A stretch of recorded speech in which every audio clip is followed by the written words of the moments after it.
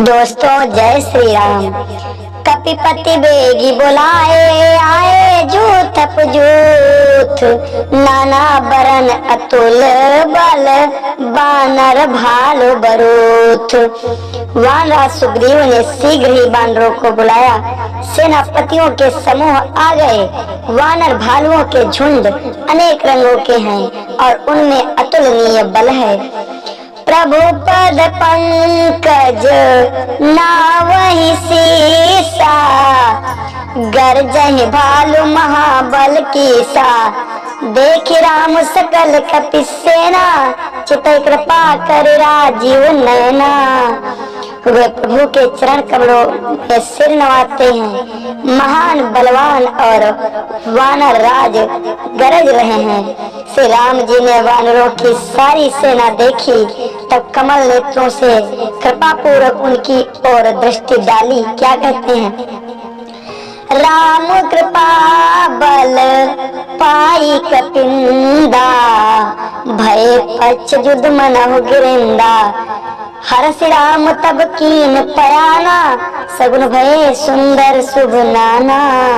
राम कृपा का बल पाकर श्रेष्ठ वानर वानों पंख वाले बड़े पर्वत हो गए हैं। तब श्री राम जी ने हर्षित होकर प्रस्थान किया। अनेक सुंदर और शुभ शकुन उन्हें प्राप्त हुआ। जासु सकल मंगलमय कीर्ति, तासु पयान सगुन नीति।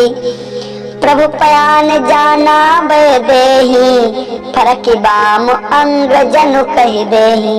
जिनकी कीर्ति सब मंगलों से पूर्ण है, उनके प्रस्थान के समय शकुन होना या नीति है। प्रभु का प्रस्थान जानकी जी ने भी जान लिया है। उनके बाएं अंग फड़क फड़क कर मानो कहे देते हैं कि श्री राम जी आ रहे हैं। जोई जोई सगुन जानकी ही होई, असगुन भयो राम नहीं सोई। चला कटक को बर नहीं पारा, गरजहि बानर भालु अपारा। जानकी जी को जो शकुन होते हैं वही वही रावण के लिए अपशकुन हुए हैं। सेना चली, उसका वर्णन कौन कर सकता है। असंख्य वानर और भालू गर्जना कर रहे हैं। नख आयुध गिरि पादप धारी, नख आयुध गिरि पादप धारी। चले गगन मही इच्छाचारी, के हरिनाद बालु कपि करही। डगमगाई दिग्गज चेक करही। नख ही जिनके शस्त्र हैं, वे इच्छानुसार बेरोक टोक चलने वाले रीछ बानर पर्वतों और वृक्षों को धारण किए हुए हैं।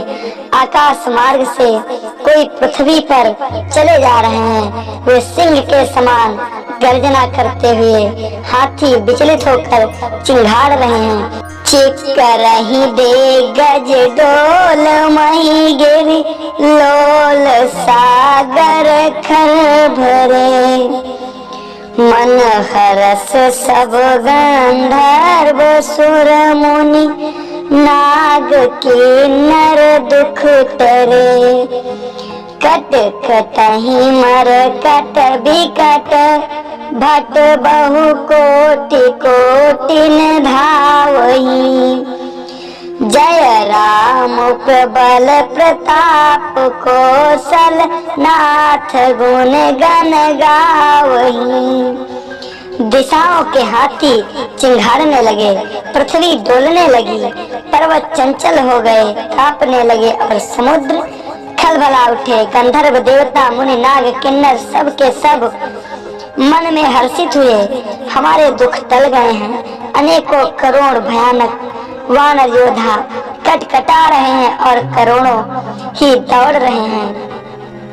सही सत न भार उदार अहिपति, बार बार ही मोहि। गह दसन पुनि पुनि कमठ पृष्ठ, कठोर सो किमि सोहि। रघुबीर रुचिर प्रयाण परिस्थिति, जानी परम सुहावनी। जनु कमठ खर पर सर्पराज, सो लिखत अबिचल पावनी। उदार सर्पराज शेष जी भी सेना का बोझ नहीं सह सकते। वे बार बार मोहित हो जाते हैं, घबरा जाते हैं और पुनः पुनः कच्छप की कठोर पीठ को दांतों से पकड़ते हैं। ऐसा करते हैं अर्थात बार बार दांतों को गड़ा कर कच्छप की पीठ पर लकीर से खींचते हुए वे कैसे शोभा दे रहे हैं, मानो श्री रामचंद्र जी की सुंदर प्रस्थान यात्रा को परम सुहावनी जानकर उसकी अचल पवित्र कथा को सर्पराज शेष जी कच्छप की पीठ पर लिख रहे हों। यही विधि जाई कृपा निधि उतरे सागर तीर, जहाँ तहाँ लागे खान फल भालो विपुल कबीर। इस प्रकार कृपानिधान श्री राम जी समुद्र तट पर जा उतरे। अनेकों रीछ वानर वीर जहाँ तहाँ फल खाने लगे। मित्रों, जय श्री राम। इसके आगे की कथा अगले पार्ट में आप लोग श्रवण करेंगे। आप लोगों से हाथ जोड़कर निवेदन है कि हमारे चैनल को सब्सक्राइब जरूर कर लें। धन्यवाद।